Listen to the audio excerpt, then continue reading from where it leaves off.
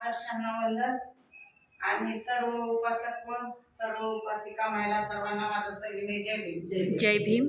आज आपण इथं आपल्या ताई आलेले आहेत, शारदाताई. आज त्यांनी म्हणजे खूप छान संकल्प घेऊन त्यांनी एवढा छान संकल्प घेतलेला आहे तर विचारायचं नाही. कारण आम्ही ना इतकी म्हणजे मी खुश झाली, इतक्या महिला नव्हत्या येत.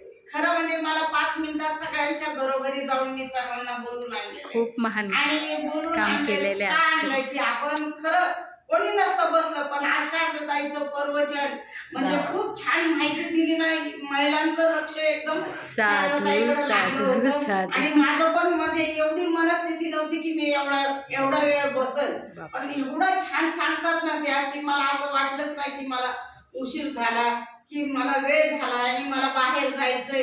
हे कुठलंच म्हणजे मला लक्षच नाही राहिलं की मला एवढं छान असं वाटत राहिलं की आणखीन सांगावं, त्यातली माहिती आणखीन सांगावं. खूप छान माहिती सांगितलं.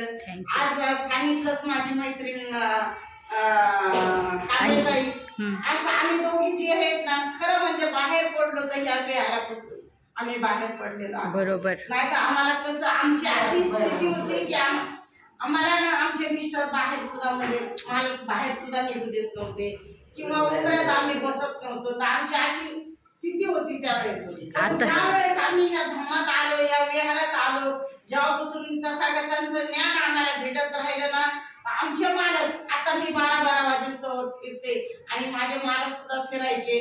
आणि पूर्वी आम्ही देवधर्म असं म्हणजे करायचो तर भोसले घरी गुरुजी पहिलं माझ्या घरी येणार, पहिलं माझंच लागतं. बरोबर. माझ्या घरी गाया म्हशी असायच्या.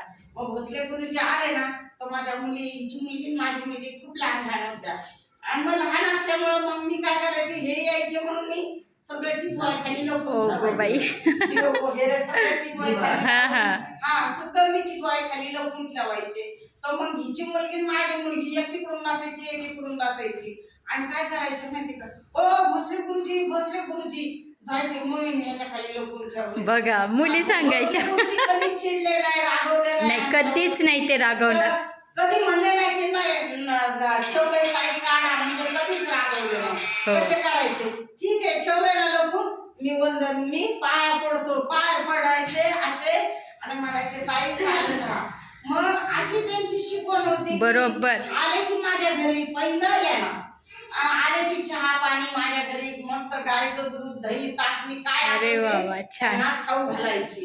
आणि वडमारे सगळे म्हणजे जेवढे शिक्षक आहेत ते पहिले माझ्या घरी येणार. आणि त्याला सगळं म्हणजे ह्या धम्मात आम्ही येणार म्हणजे एक जगताप घर होतं आणि ही मम्मी. ह्या मम्मीच्या मुळे आज ही सज्जनाबाई गायकवाड, ह्या मम्मी म्हणजे आम्ही ठेवतो, पण ही आमची आई खरं म्हणजे आम्हाला खूप छान, म्हणजे जसं माझं लग्न झालंय तसं ती आहे म्हणजे आमची आईच आहे खरंच. आणि कुठं पण जाईल ना आम्ही सगळीकडे आम्हाला सांभाळून येते, सांभाळून आणणार, मम्मीच लक्ष देणार. आमची खरी मम्मी म्हटलं तर ही आहे आमची. म्हणून आज आम्ही एवढं शिकलोय. आणि तुमचं तर खरं मी इतकं कौतुक करते, इतकं म्हणजे मला छान वाटलं की आज तुम्ही त्यांची मुलगी, त्यांच्यापेक्षा पण म्हणजे ते तर तुमच्यापेक्षा मोठे नाहीच आहे, कोणीच नाही मोठं माझ्यापेक्षा, मोठं झाल्यासारखं मला खूप छान वाटलं. आणि थोडा प्रयत्न मी एवढंच सांगते आणि थांबते. दुसऱ्याला बी बोलायचं वेळ बरोबर येतात सगळ्यांचे. हो, सर्वांना सविनय जय भीम. साधू साधू साधू. खूप थँक्यू.